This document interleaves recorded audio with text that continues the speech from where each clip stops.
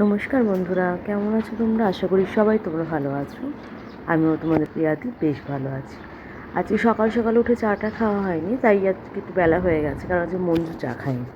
আর প্রতিদিন তাই মঞ্জুর সাথেই চা খাই।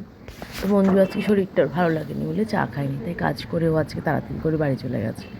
তো এখানে দেখতেই পারছো অনেক কাজ আজকে, আমার জামা কাপড়গুলো গুছাতে হবে।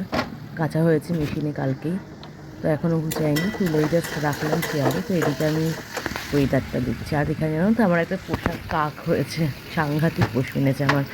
মানে ওর জন্য আমাকে রোজ জল খাবারটা রাখতেই হয়, আর বাইরের যা রোদ তাতে কিছু তো করাই যায়।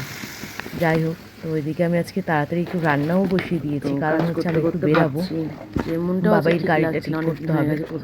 তো ওর জন্য আমি একটু বেরাবো, তো একবারে ভাত আর এদিকে হচ্ছে কি সোয়াবিনটা আমি ডিম দিয়ে করবো বলে একদম রেডি করে নিয়েছি, রান্না বসিয়ে দিয়েছি।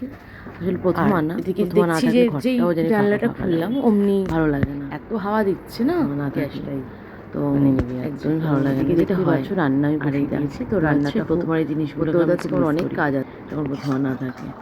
আর সামনে কিন্তু প্রথমবার বার্থডে আসছে, তো বার্থডেতে কী কী করবো অবশ্যই তোমরা সেটা দেখতে পারবে। সবাই বলে দাও মা তার আগে গুড মর্নিং। গুড মর্নিং মা, দিন সবার শুভ হোক, এতটুকুই কামনা করি সবার কাছে, ভগবানের কাছে সবসময় কামনা করি। অনেক কাজ আজকে আমার, জাস্ট ডালটা একটু সোমবার দিয়ে দেবো। এদিকে আমার ডালটাও মনে হয় মোটামুটি হয়ে এসেছে, আজকে রান্নাও বেশি কিছু নেই, ডালটা ডিমের ঝোলটাও হয়ে গেছে, একদম টক বক দিয়ে ডিমের ঝোল খুব ভালো লাগে আমার, সোয়াবিন দিয়ে ঝোল খেতে।